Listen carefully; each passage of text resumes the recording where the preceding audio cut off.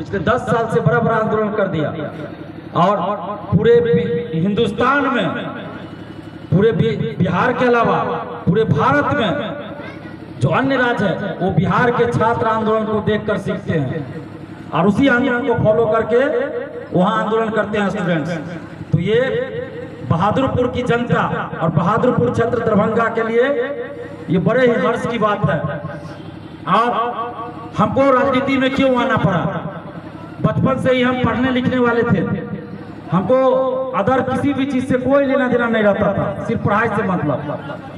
लेकिन जब पटना में हम गए तो देखे, दुनिया को देखे कि कैसे लोग, कैसे नेता, कैसे अधिकारी लोगों को बेवकूफ बनाते हैं, कैसे पैसा पे नौकरी दी जाती है, कैसे परीक्षा से पहले क्वेश्चन आ जा रहा है, और कैसे गांव-गांव में भ्रष्टाचार है। पटना जाकर हमको पता चला, मीडिया के माध्यम से, अखबारों के माध्यम से और आंखों देखी।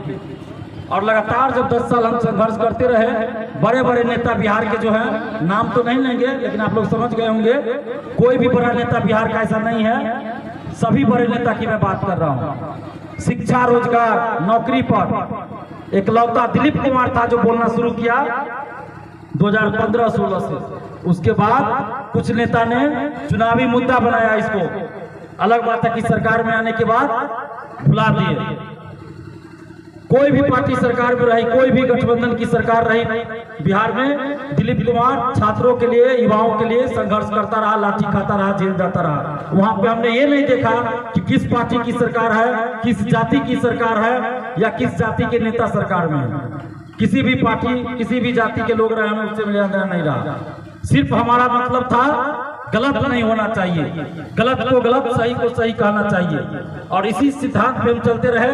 बड़े बड़े पार्टी का, बड़े बड़े नेताओं का भी ऑफर आता रहा, पहले की बात कर रहे हैं, लेकिन हमने उसको स्वीकार नहीं किया, क्योंकि वहां पे मेरे सिद्धांत के साथ समझौता होता, हमें चुप रहना पड़ता। पेपर लीक होता, हमें चुप रहना होता, कहीं कुछ गलत होता, हमें चुप रहना होता, लेकिन दिलीप कुमार चुप नहीं रह सकता है। और इसीलिए कोई पार्टी हम ज्वाइन नहीं किए। और उसके बाद हम संघर्ष करते रहे। 3 अक्टूबर को आप लोग देखे होइएगा, लहरियासराय से हमें उठा कर ले जाएगा। और आजादी के बाद ये दूसरी घटना है, देश की आजादी के बाद बिहार के लिए दूसरी घटना है।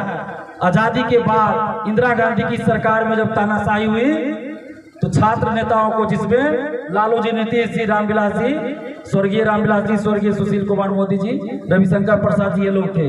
तो आंदोलन से पहले इन लोगों को अरेस्ट किया जाता था, गिरफ्तार किया जाता था। लेकिन उसके बाद 3 अक्टूबर को दिन था जब किसी छात्र आंदोलन से पहले उसके नेतृत्व करता छात्र नेता को गिरफ्तार कर किया गया और भर रात पटना में घुमाया गया, मुजफ्फरपुर होते हुए।